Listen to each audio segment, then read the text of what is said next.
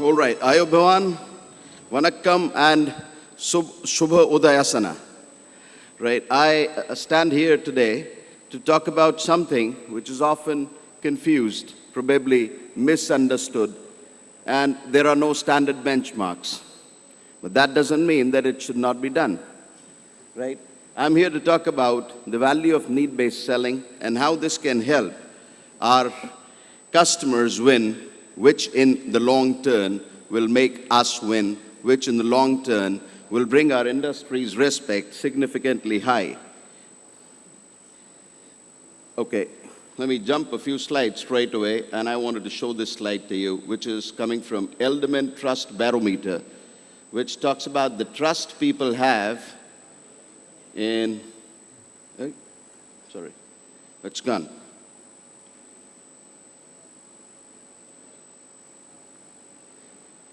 Oh, sorry, yeah.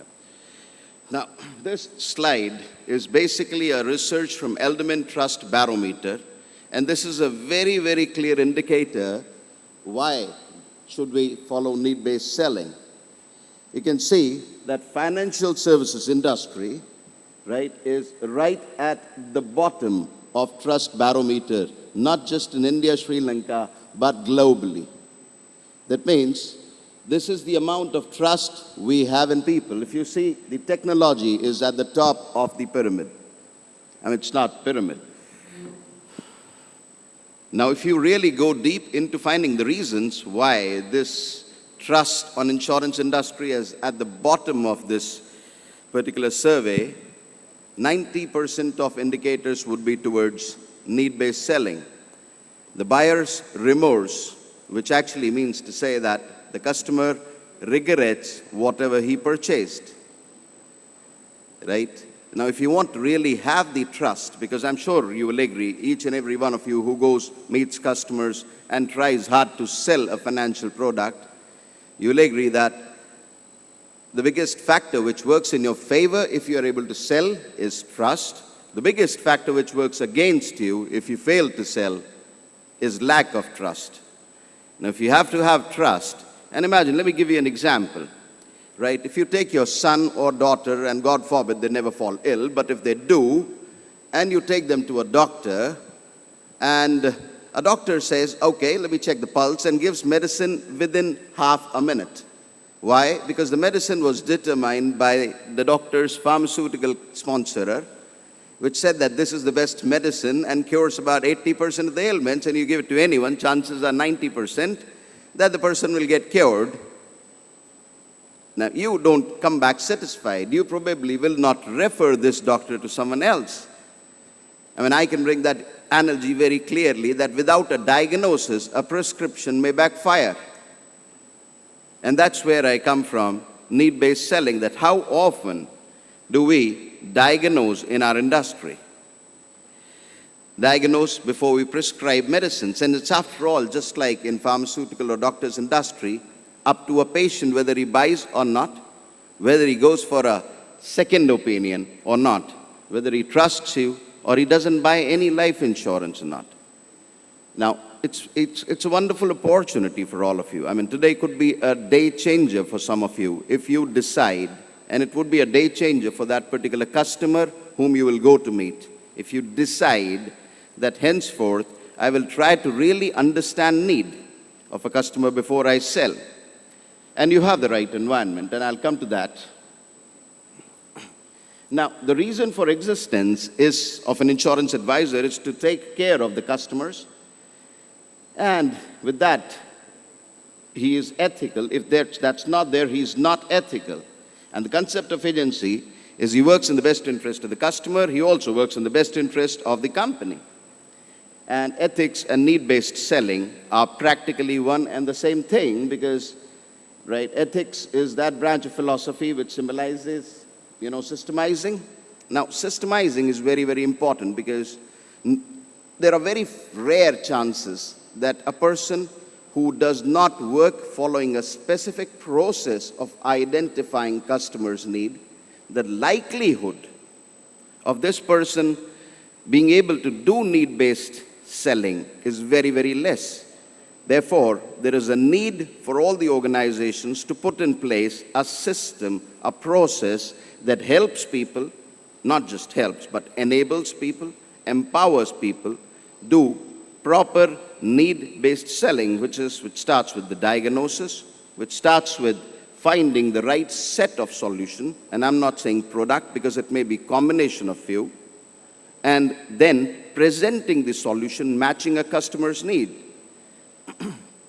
Now, well, it all basically comes from ethos, customs, and I'm very, very hopeful in Sri Lanka that ethos, customs are very deep-rooted. And I see that on a road. You know, when you drive and there is a pedestrian crossing, even if there is no red light and there is a pedestrian standing, I'm very happy to see that people stop. In many cultures, including India, that does not happen. And which is a clear indicator that the hope in Sri Lanka is many times higher, that if you really want to care, the care is in the culture. And if you really want to care, the care can only be done with a customer when you do need-based selling. Now, let's talk about some more thing. Ethics, well, is knowing the difference about what needs to be done and what gets done, and the difference between law and ethics. You know, whatever selling we are doing so far, right, is it legal? Oh, yes, it is legal. The question is it need-based or ethical? Because legal or law sets the bare minimum standards of human behavior. But if we talk about ethics, it sets the optimal standards of human behavior, which your customer actually expects from all of us. So it's not just about being legal, it's not just about getting the papers right, it's not just about getting a policy sold to a customer by getting a complete disclosure of all the ailments of the customer. That's legally right. But being able to identify the customer's need and selling to the customer need is about being ethical. And let me tell you, nobody wants to be unethical. None of us who goes to field to sell, and I often go to field to sell with many advisors, and I would have sold about 800 cases in the last 10 years. None of us really want to be unethical. All of us want to be very ethical, very caring to the customer. But the problem with this world is that people turn out to be unethical in the absence of competence. If you really do not, if you haven't invested your time, effort, and committed yourself to understanding what is required by a customer and how you can design a solution that can address that particular need, chances are very high that unknowingly, unwillingly, innocently, we will go and do something which eventually will turn out to be unethical. After 15 years, the customer will feel, okay, this is a solution which will provide enough money for my children's education, but that will not turn out to be true because the solution that was recommended 15 years back by a person whom he trusted a lot was not given basis any financial calculations. Now, is that need-based selling? And there are various ranges of need-based selling, and we'll quickly talk about it. And the golden rule, as we can say in every religion, is do unto others as you would like to be done to you. Be it Buddhism, be it Hitopadesha in Hinduism, be it Christianity, Muslim. So that's all about need-based selling, because when you go to buy some product, you want the other person to understand your needs thoroughly and recommend something which will benefit you and not just a transactional point. Right? Now, both their legal obligations and ethical obligations. Ethical obligation, I would squarely put that it is about need-based selling. Everything else probably is covered by law.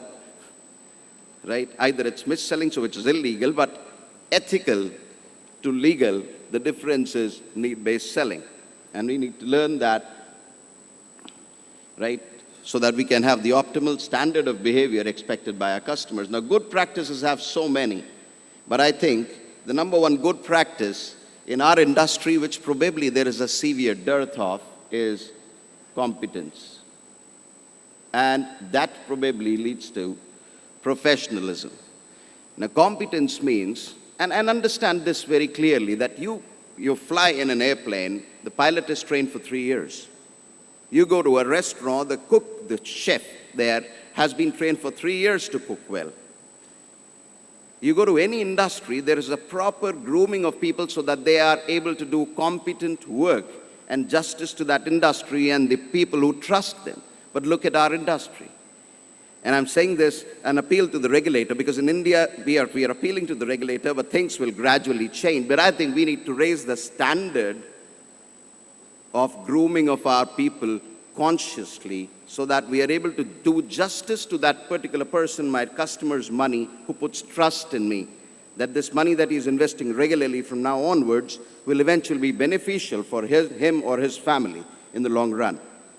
We need to really make our people very, very competent, so that they turn out to be selling need-based. They turn out to be the most ethical salespeople in the industry. Nobody wants to be unethical.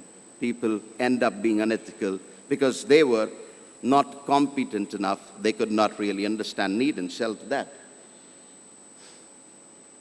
Now, an advisor should maintain necessary knowledge, skills, which is all that we are talking about.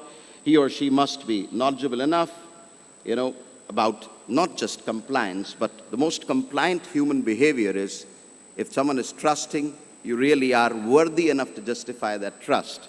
And I'm putting the onus squarely on all of us to be able to really learn the nuances, learn the art, learn the science of need-based selling and do it, right?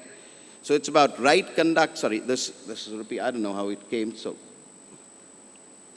it's very simple. And I was talking that how would you feel that, how would you feel that if you were sold something by a salesman who was very confident about selling things, right? But he was not sure that how would this particular solution help you. The salesperson was not confident, and that's what happens most of the time, as an agent. Because of various marketing things in the branches, we are made to believe that this is a best product. Now, every product can be best product under many, many circumstances, but the same product may not be the right fit in many other circumstances. So there is nothing like a best product in our industry. All products are good for specific set of needs. And that's where the challenge is, right? You have been, saving a substantial amount of money. I mean, that's from a customer's viewpoint, that he has been saving a substantial amount of money for years. Later, he realized that the person he trusted to invest that money for him probably was not competent enough. And the problem here is, guess what? He will not realize this then. He will realize this after about 10, 15, 20 years, believing that his needs are fulfilled. But after 15, 20 years, when that situation actually arises, that goal actually comes, he may fall short of resources, because the selling was not done basis financial planning, basis need, right? Any customer who was sold insurance without proper need, identification, will feel the same sooner or later. So you can do a lot today to ensure that that does not happen, right? Now, presently, most of us, I would say most, and I'm saying that openly, fail to identify customers' needs. And you would say, no, hell, I identify customer need. His biggest need was his daughter's higher education, or son's higher education, or retirement, and that was his biggest need. Now, I understand that you have identified the name of the need. And imagine if we all of us are adults, and I say adults are babies in bigger bodies, but understand, if you were given a dose by a doctor for your fever, which was in pediatric doses, will it work? So when you're identifying need, are you quantifying it enough? Am I competent enough to really quantify a need, which is the present value of a future need? Am I able to identify after how many years exactly is my customer going to need this money? I'm not just talking about giving him adequate sum assured. I'm talking about fulfilling various other needs also simultaneously, so that insurance, as it is, becomes, which it is, that it's a self-completing financial tool, and it gains that respect for every purpose which is worth really caring for, by heart of a customer. Right? So, and the result is that lapsation is very high. The cross-sell, upsell opportunities are very, very low. If I go to ask for a referral from a customer, many a times as an agent, I am hesitant because if I go to ask a customer, I mean, the first step to taking a referral is asking customers, how did you feel? Do you feel that whatever we did together today was really a nice way to approach your needs? Now that takes some expertise to do. We need to acquire that expertise. Because if you do not get referrals, which many of us probably are hesitant to ask, or if we ask, it is after a push sale, which happens when there is no need-based, customer says no.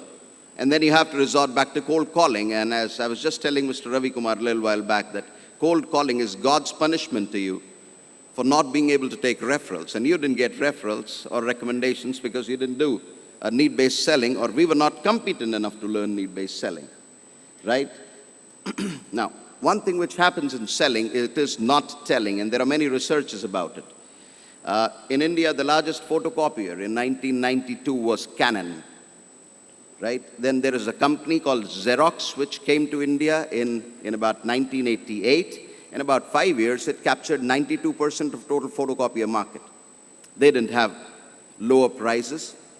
Xerox did not have lower prices. Xerox did not have more service centers. Xerox, did not have additional features. The only difference that Xerox did was that unlike Canon people used to go and say, this is what our photocopier can do, 1, 2, 3, 4, 5, 6, 7, 8. Xerox people said, no, let's change. They started going and asking, what, if you had a photocopier, would you expect from it? Are you understanding? That's what is a market disruptor. And it happens because one company in that photocopier market, where the requirement for need-based selling probably is far lesser as compared to insurance industry, chose to do that. They grew market many times bigger because then customers were aligned to it. They were actually thinking that this is one company which is giving me a machine or a solution which is exactly aligned and tailor-made and customized to my needs. Would be better value for money. And they were charging a little higher. That same thing happens in insurance industry, but in a much larger magnitude. As Mr. Ravi Kumar was saying, and we have also experienced that, and when the suitability requirement is not met, it's usually because of lack of competence on the part of the advisor. That's what leads to. So question yourself, am I competent enough to identify a customer's insurance as well as future financial needs, both qualitatively and quantitatively? Or if I'm not competent as of now, or if there is some part of it lacking, what should I do to become more competent? Now, what should I do to become more competent? And there can be various answers that you'll find. Learn to use customers' need identification techniques in each sales call. Learn human life value, as Mr. Ravi Kumar was also pointing out, and there are various methods of it. Maybe you might like to choose, as the goal is towards a day when all Sri Lankans are insured. If you have to insure all Sri Lankans, maybe you can choose a method where the bare minimum sum assured required can be derived, and we can help you with that. Every insurance company here can help you, provided you choose to learn it. Right?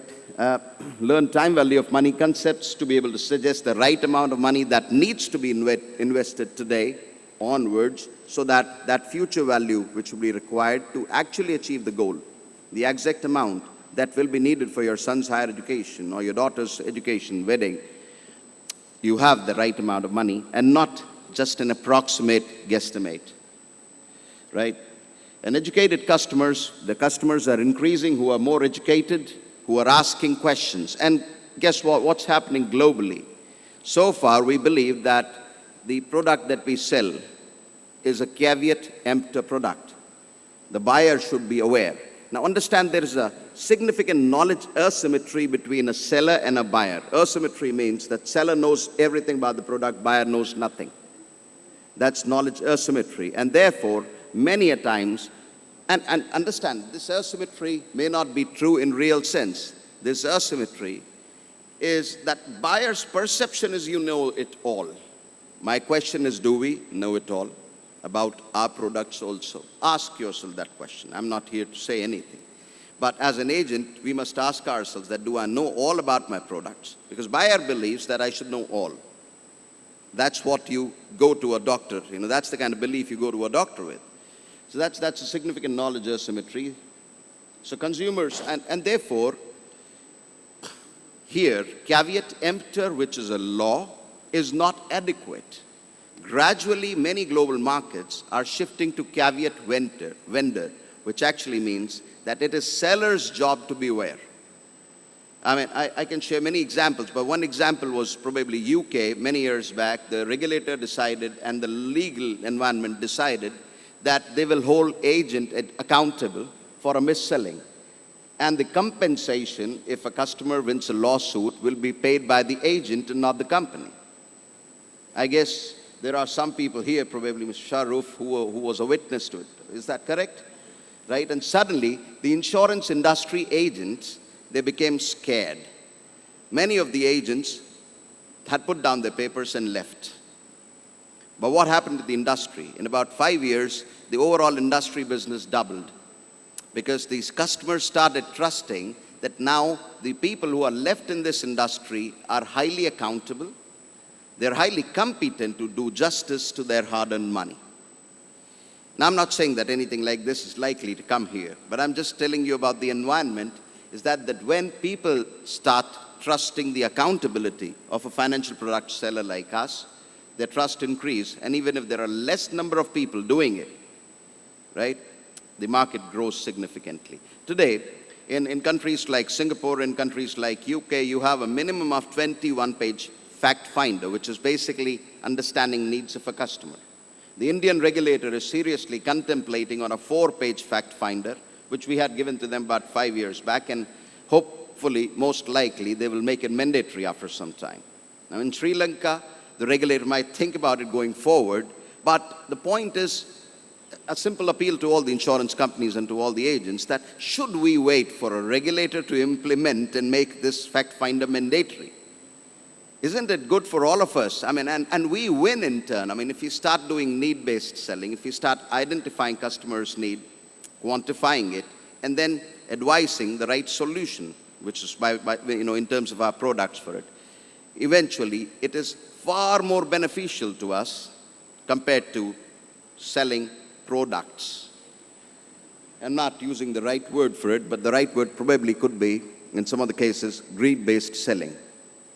It could be customers' greed or it could be my greed.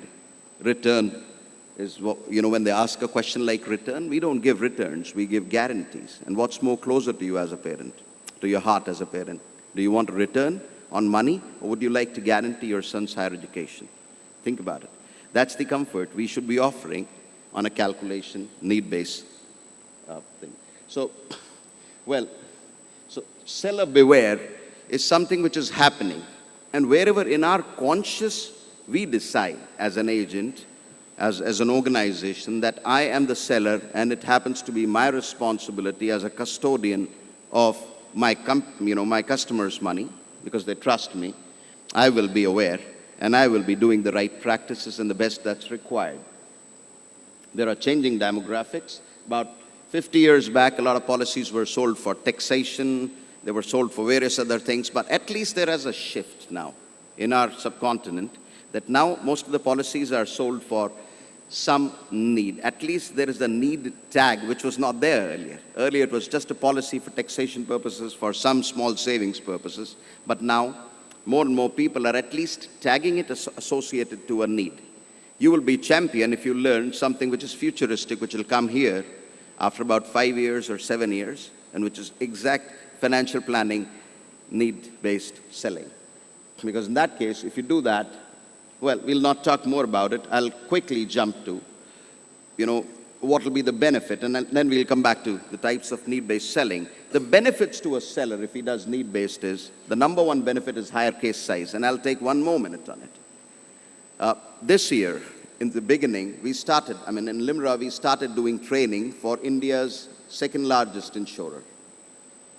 And we started doing training for their topmost producers who had done MDRT at least twice. All we did was do a need-based training for them, it takes 5 days. It's not such an easy and small art to learn because you need to practice a lot so that you develop that skill. And the result is that their average case size is exactly, as Mr. Ravi Kumar said, it's 2.17 times higher than the previous case size. They were already MDRT TOTs. They were big hitters.